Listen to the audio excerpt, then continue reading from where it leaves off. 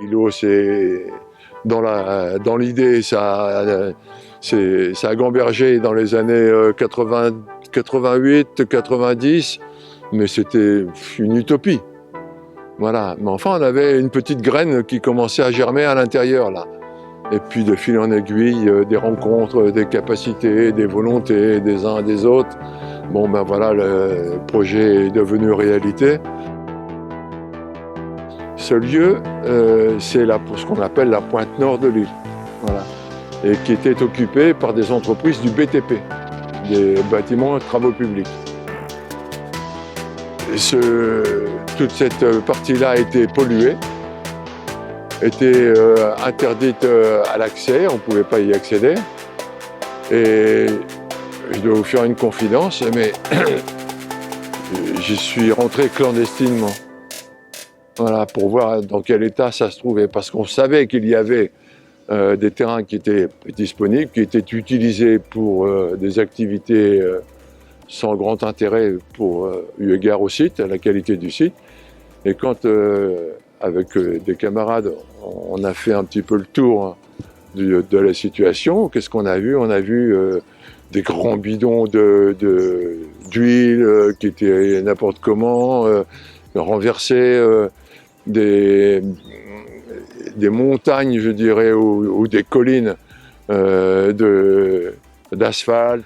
Enfin, c'était un site, une quasi-décharge.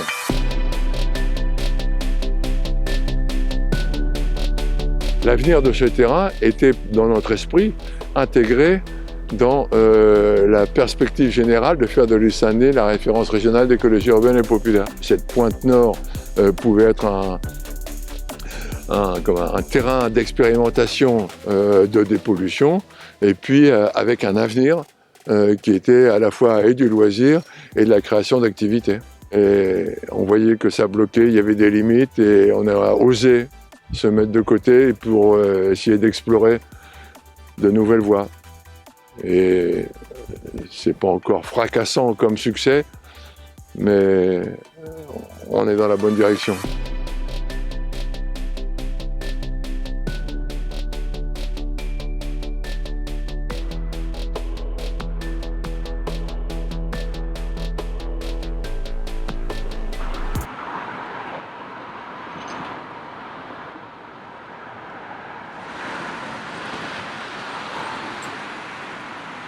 Là, on est sur le projet L'Îlot, qui est une friche industrielle que l'association Alage accompagne dans sa transition.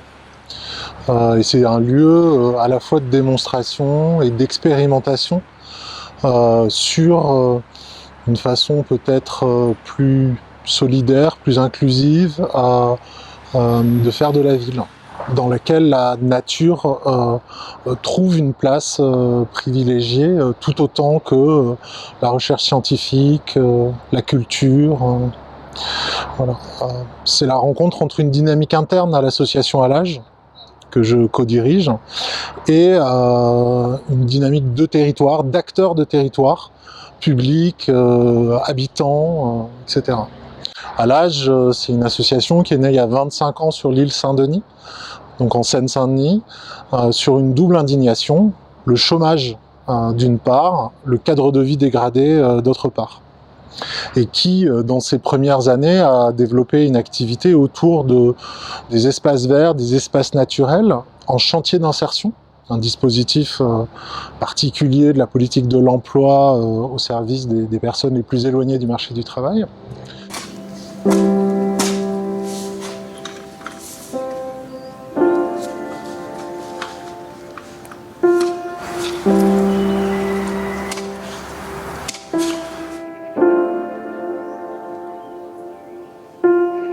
Je raccourcis évidemment l'histoire, mais voilà, après un appel à manifestation d'intérêt, on s'est vu attribuer cette friche d'abord par le rachat par le département du premier tiers de la friche qui ne lui appartenait pas. Et donc on a une collectivité,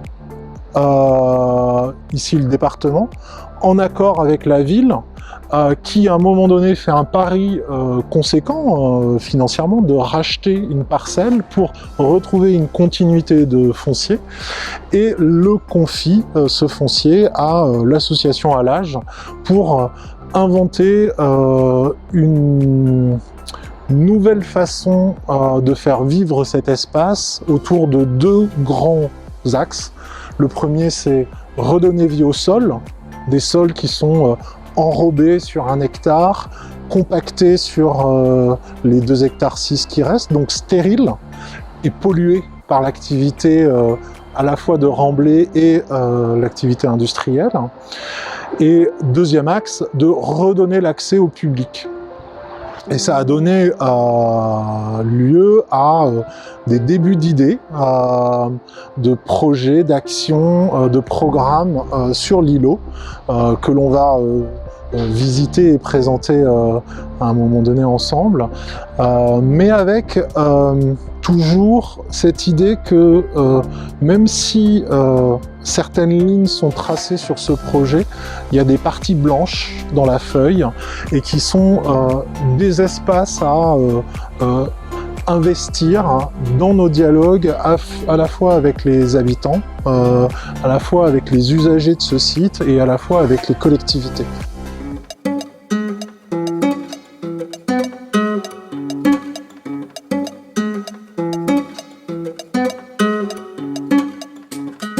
On a une ambition qu'on ne cache à personne, c'est qu'on veut devenir une terre d'accueil pour l'économie sociale et solidaire, et notamment autour du secteur de l'alimentation et de l'environnement, et également pour les artistes et les artisans. Pour moi, l'îlot est une sorte de locomotive, à la fois sur son innovation technologique, sociale et environnementale, mais également pour ce qu'elle incarne à travers son ancrage territorial et son lien à l'habitant.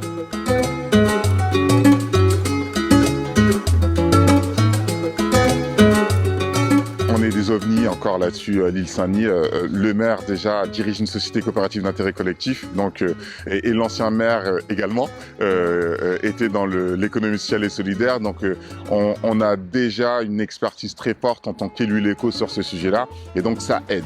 Pour être très concret, le phare qui se trouve au cœur de l'île Saint-Denis, où il y a Allage, les alchimistes, est une SIC où nous sommes fortement impliqués en tant que commune. Et le projet L'îlot est un peu pour nous le prolongement de quelques acteurs du territoire qui ont développé ce projet. Et on a une culture relativement simple à l'île Saint-Denis, c'est de faire confiance à la société civile et de faire avec la société civile. Et donc on est plutôt dans une relation très horizontale qui est la construction de notre projet commun avec chacun apporte ses ressources, ses avantages et ses contraintes, et on apprend à travailler ensemble. C'est tout un travail d'apprivoisement. On a une méthode qui est assez simple, c'est qu'on se parle. Voilà, on a ça comme enjeu. Est-ce que tu connais quelqu'un, etc. Donc je déjeune avec Stéphane Berdouillet cette semaine, où on fait un point d'étape sur le projet, quels sont les enjeux, les besoins, etc. Et où moi aussi je vais raconter un peu les avancées de la ville, les enjeux, etc. Et on se croise en fait. C'est un partenariat très horizontal. La région, elle va parler avec un acteur comme l'îlot et tous ses membres en direct, avec une relation davantage classique collectivité, société civile. Et la commune, elle a un rôle à jouer en parlant directement à la région, en leur disant « c'est des gens bien ». Et ils font un truc super chouette et il faut les aider davantage. Voilà, et donc du coup, c'est ce rôle de garant et de caution du projet, en disant que ça dépasse un simple projet d'un acteur social, c'est un projet de territoire. C'est ça qu'il faut défendre avec les acteurs locaux qui vont de l'État au département en passant par la région.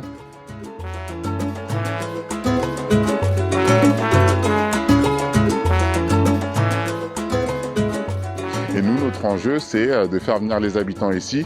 Et là, le pari est en phase d'être réussi. C'est rentrer déjà dans la tête des des cibles premières qui sont pour moi les familles, avant tout, et les enfants qui tournent autour de la question de l'environnement. Et ça, on a réussi. Ensuite, on a un autre public qui s'installe à l'îlot, mais c'est dans tous les modèles économiques des tiers-lieux, c'est le modèle de la fête, donc les jeunes qui ne sont pas forcément de l'île Saint-Denis, qui sont à l'échelle du nord de l'Île-de-France, qui viendront naturellement autour des fêtes et des festivités artistiques et culturelles sur le lieu.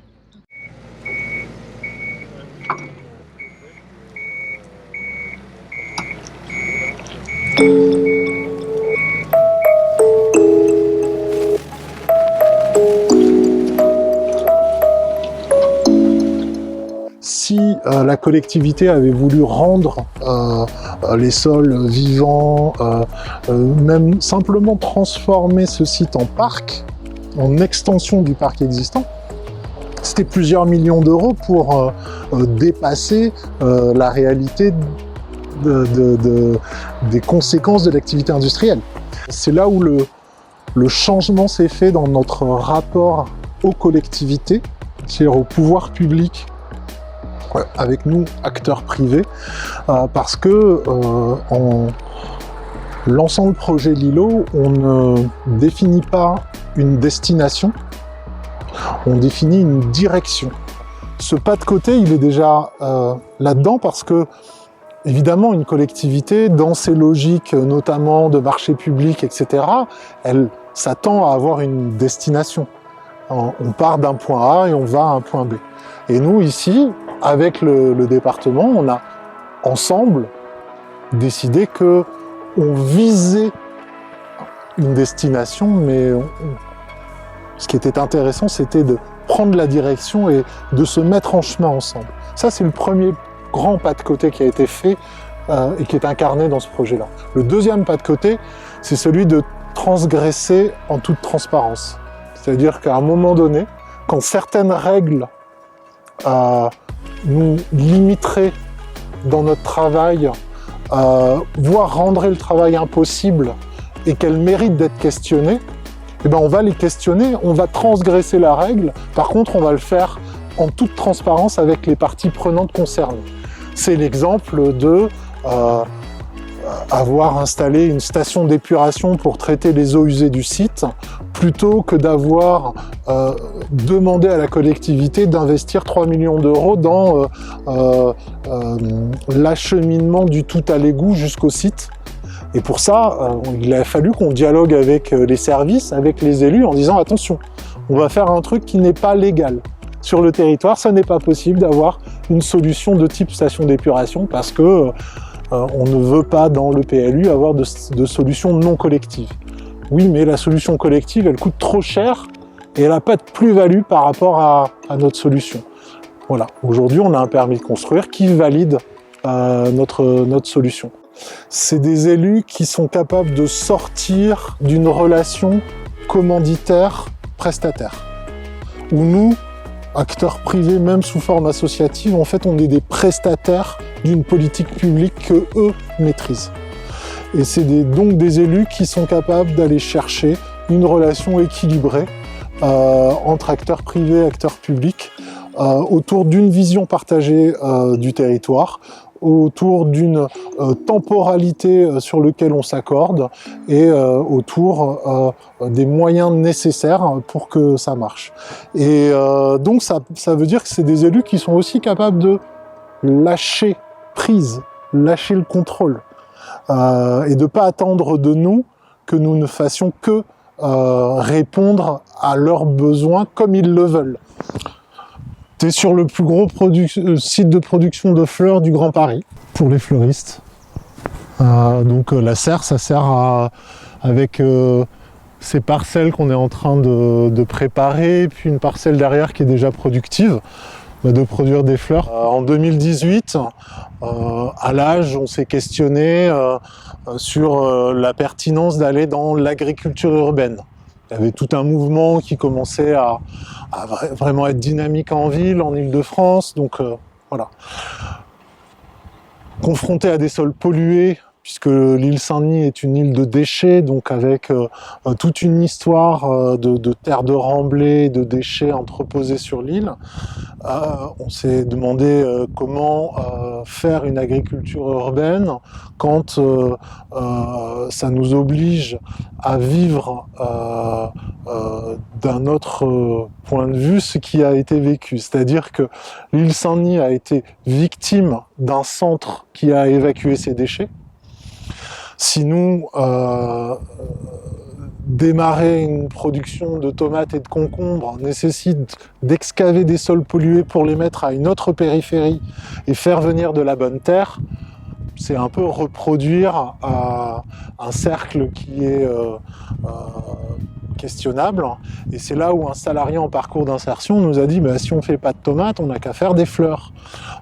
J'en ai fait 25 ans dans mon pays, il vient d'Arménie.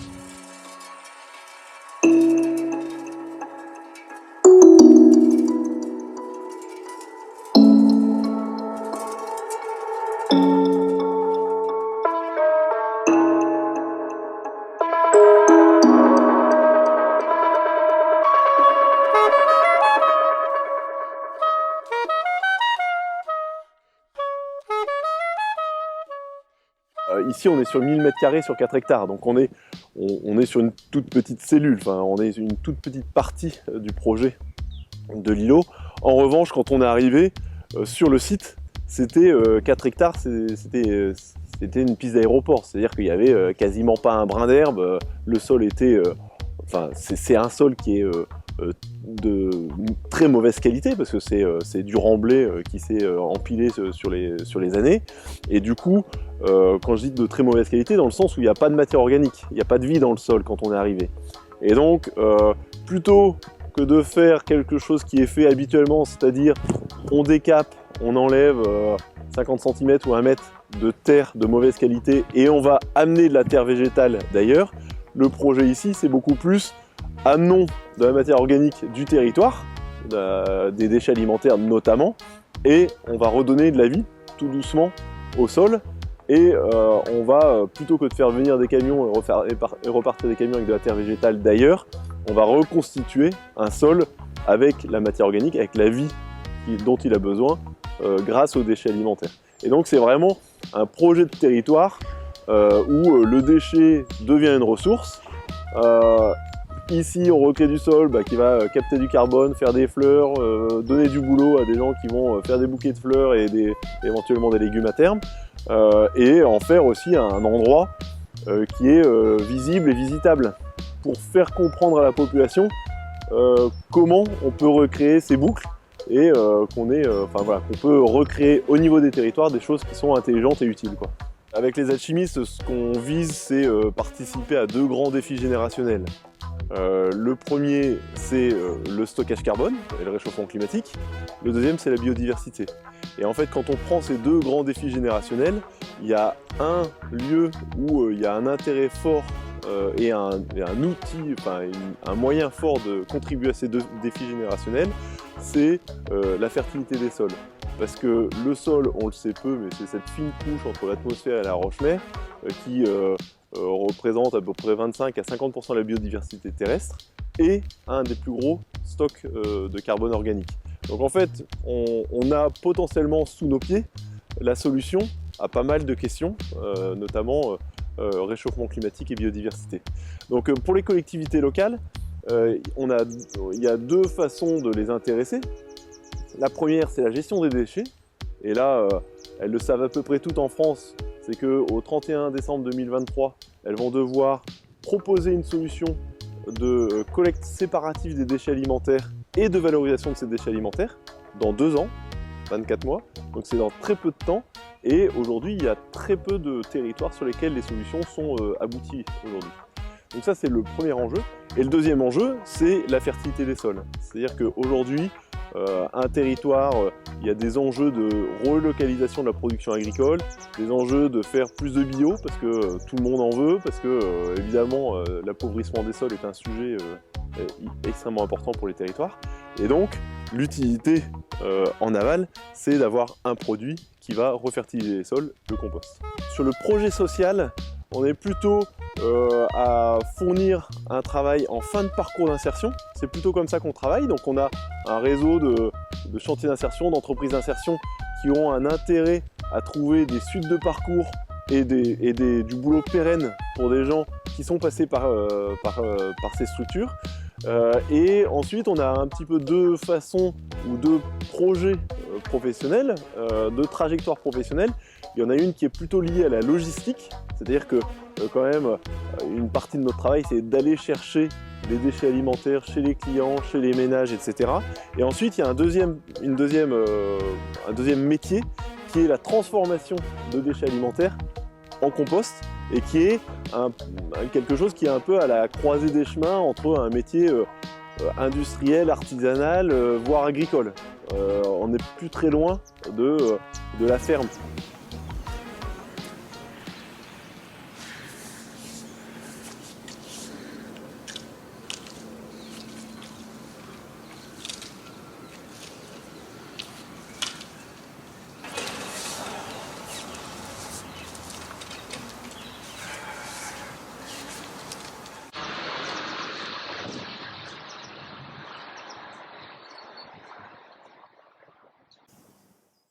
On prend par exemple les dizaines d'emplois d'insertion qui ont été créés.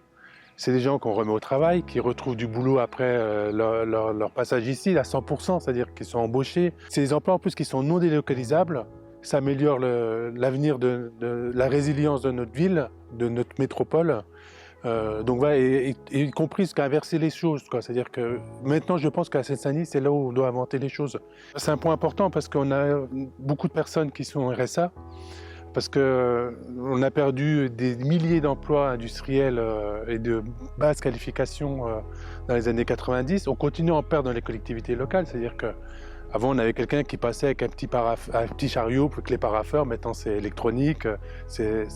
On n'a plus besoin de gens qui distribuent les journaux dans les bureaux, on les reçoit directement sur sa tablette ou sur son ordinateur. Donc on a détruit tout plein d'emplois qui ne demandaient pas des qualifications importantes. Je pense retravailler avec la terre, retravailler avec ces métiers de dépollueurs qui sont utiles, qui sont efficaces. On peut prendre des gens qui ont des niveaux de diplôme relativement faibles au départ et les emmener à devenir des vrais spécialistes de la terre, des vrais spécialistes de la dépollution, des vrais spécialistes des solutions d'avenir pour demain. Et ça, c'est important pour nous d'avoir ces emplois qui viennent aussi parce que tout le monde ne sera pas ingénieur et pilote à Air France. Il y aura des gens qui devront continuer à travailler avec leurs mains, mais la main, c'est la prolongation de l'intelligence. Et donc, je pense que c'est ça qu'on doit pouvoir faire avec les gens qu'on permet de réinsérer dans l'emploi grâce à ce qu'on fait ici, par exemple.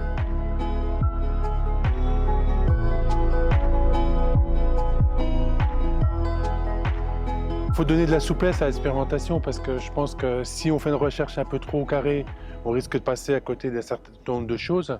Et puis il faut du temps aussi, donc, parce qu'on ne fait pas de la recherche pour que ça soit rentable tout de suite. C'est un petit investissement pour moi aujourd'hui par rapport à ce qu'on peut gagner demain sur le traitement des sols pollués et comment on ramène la nature en ville.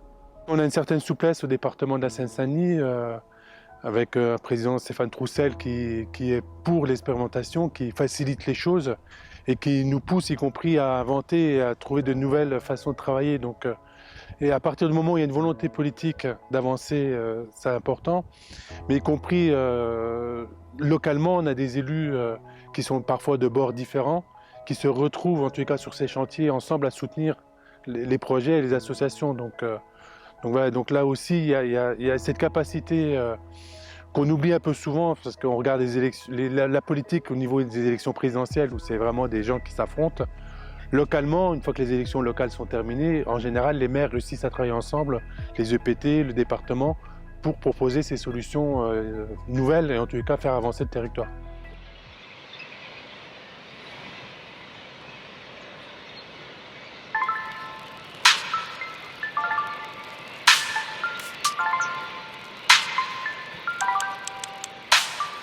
Ici, on parle du PPPPPP.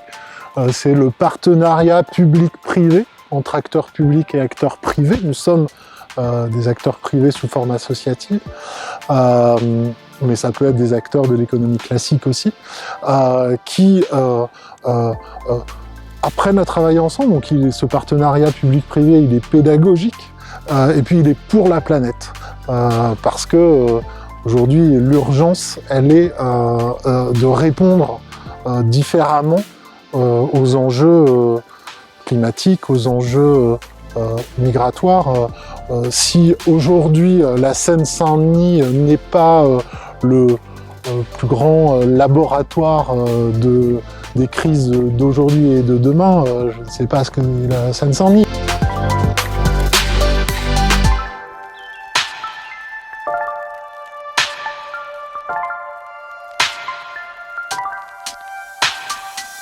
De 2010 à 2018, il s'est passé du temps. Donc nous, en 2018, on a lancé une concertation citoyenne en utilisant l'expertise d'une structure présente dans le phare qui a mobilisé des habitants sur différentes villes. C'est plusieurs centaines d'habitants qui ont participé à des réunions de concertation pour qu'on puisse prendre le pouls sur les attentes du moment par rapport à ce projet. Aujourd'hui, l'ouverture du site, elle se fait de manière ponctuelle sur des événements particuliers. Mais 2021, c'est quand même 4000 visiteurs. Soit lors d'événements festifs, soit lors de visites organisées, soit lors de temps pédagogiques avec des écoles du territoire, etc. Donc pour l'instant, on l'organise parce que le site est encore en transformation, mais c'est des moments qui sont exposants parce que les gens nous posent des questions, ils nous disent ça c'est pas cohérent, ça c'est intéressant, etc. Ça j'y crois pas, j'y crois, etc. Après, la promesse qu'on a faite au département et à la ville, c'est d'ouvrir le site petit à petit sur les horaires du parc départemental attenant.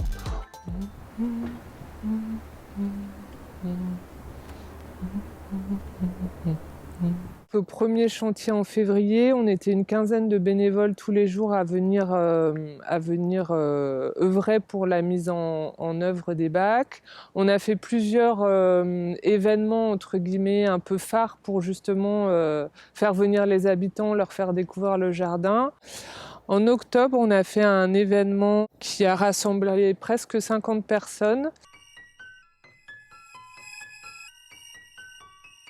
La particularité du jardin, c'est qu'on a voulu développer au début la production de plantes aromatiques et médicinales, enfin pas forcément la production mais la culture en tout cas, pour aussi faire de cet endroit un lieu de rencontre intergénérationnelle et aussi interculturelle, puisqu'il y a au niveau des habitants plus de 80 nationalités différentes représentées sur l'île, et l'idée c'était de pouvoir échanger aussi au niveau des pratiques, l'usage des plantes en cuisine et aussi en médecine. À cause du Covid, le jardin a mis un peu de temps à se mettre en place et comme vous le savez ici, tous les sols est pollué, donc il fallait d'abord construire les bacs avant de pouvoir vraiment cultiver. Donc en février l'année dernière, on a mis en place un chantier participatif avec l'aide d'une association qui s'appelle les Compagnons Bâtisseurs qui ont encadré de manière technique la construction des bacs. En janvier-février, en fait, il y a une machine qui va venir aplanir le terrain et du coup, on va récupérer aussi tout cet espace pour pouvoir continuer la production. Dans l'idéal, on aimerait bien installer aussi une petite serre pour pouvoir faire des semis et du coup pouvoir faire le cycle en entier, faire des semis, des plantes, récolter nos graines d'année en année en fait. C'est un travail que j'aimerais faire en concertation évidemment avec les habitants et les usagers du jardin, mais peut-être que l'idée ce serait de faire des bacs moins hauts et plus grands pour faire plus de la production un peu plus potagère, puisqu'il y a une demande assez forte des habitants de faire pousser aussi des légumes. Donc on va essayer de répondre à leurs envies et leurs besoins. On a la chance justement de ne pas être seul sur ce terrain puisque en fait moi j'ai pas forcément des compétences très développées en matière de production, de culture pour les plantes et c'est vrai qu'avec les salariés d'Allage, ce qui est super c'est que du coup je peux leur poser des questions, ils me donnent des conseils par rapport aux plantations etc. Donc il y a vraiment cette bienveillance et cet échange de savoir autour de vraiment de la production de culture.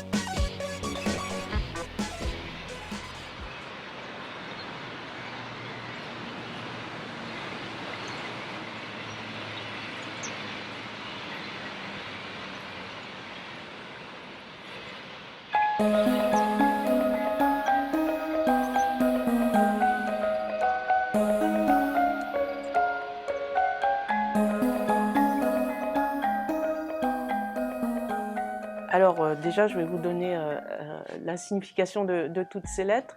C'est un pôle d'hospitalité à rayonnement écologique et social.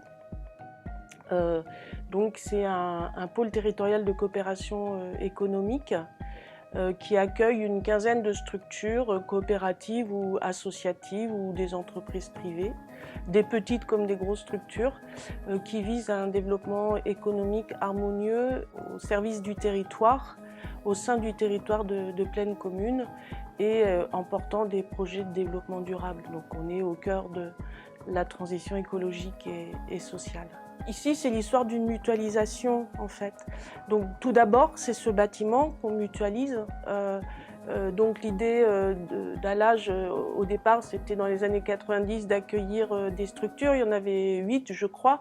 Et bon, mais ça s'est tenu à une seule relation de locataire à propriétaire. Donc, avec l'arrivée du dispositif PTCE, donc en 2014, on s'est transformé en PTCE. Et donc, c'est l'occasion, d'une part, de mutualiser un bâtiment, donc des locaux, des services afférents à ces locaux, téléphonie, reprographie, service postal, etc. Donc ça, c'est d'abord le dur, et en plus, c'était en proximité de Paris sur des loyers très modérés, un peu le côté HLM du tiers-lieu, au sens noble du terme. Et l'idée aussi, c'est que ce soit un lieu de coopération. Et souvent, je dis que 1 + 1 = 3 quand on est dans un pôle territorial de coopération économique. Donc l'idée là, c'est vraiment d'être à plusieurs structures et d'être plus fort pour proposer des projets au territoire, des projets résilients. De la coopération entre structures sont parfois nées des réponses à des marchés d'espaces verts assez simples, mais aussi la création de structures, d'une start-up comme les alchimistes et de nouvelles structures. Et puis, ça a permis à certaines structures qui étaient moins ancrées dans le territoire de s'ancrer un peu plus, d'avoir cet ancrage local qui est quand même très important pour le développement territorial. La plupart des structures ici appartiennent au champ de l'insertion par l'activité économique, donc il y a des horticulteurs urbains qui ont un emploi, des gens du territoire. Ce sont des lieux d'animation. Si je fais référence à l'atelier vélo, c'est un lieu où on accueille des personnes, où on crée du lien social. L'atelier Modestime, qui est dans le bâtiment du phare, accueille des personnes qui retrouvent un emploi, le chemin de l'emploi par les activités de couture. Et en ce moment, par exemple, ils fabriquent des masques, donc ils rendent service au territoire. Donc c'est un cercle vertueux qui s'enclenche ici. Et je vois pour mon association Études et Chantiers, ça a été plus facilitant pour ouvrir un atelier vélo solidaire à Saint-Denis. Donc c'est de la coopération, c'est un effet de levier. Et puis, on est aussi, la troisième vocation du phare, c'est d'être un lieu apprenant, c'est-à-dire avec tous les savoir-faire, les connaissances, les différentes approches des différentes structures, on peut apporter des réponses à des demandes sur le territoire sous forme d'études, d'accompagnement de collectivités ou de projets émergents, de petites associations. Et on accueille ici des porteurs de projets, notamment dans le site du coworking, qui peuvent être là pour démarrer une activité. Et puis le fait d'être dans ce collectif, ça peut être motivant, c'est entraînant et on partage nos savoirs et savoir-faire. Donc il y a un côté comme ça, pôle recherche et apprenant. Je disais qu'il y avait 3 fonctions. La quatrième sur laquelle on travaille actuellement, c'est aussi d'être plus ouvert aux habitants du territoire, que ça soit un lieu, comme je le disais, de résilience, de création, j'allais dire résistance, parce qu'on est dans une époque compliquée à la fois au niveau démocratique, au niveau écologique, et qu'à un moment c'est aussi un lieu, et on l'affirme de plus en plus, un lieu politique au sens où on veut prendre en charge avec les habitants. Et les habitants pour nous sont les collectivités, les forces vives économiques, les habitants physiques, mais prendre en charge un peu notre destin, c'est ça qu'on cherche à faire et trouver des solutions ensemble, voilà, pour que ça soit soulageant, résilient pour le territoire, dans des territoires qui ont beaucoup de chômage.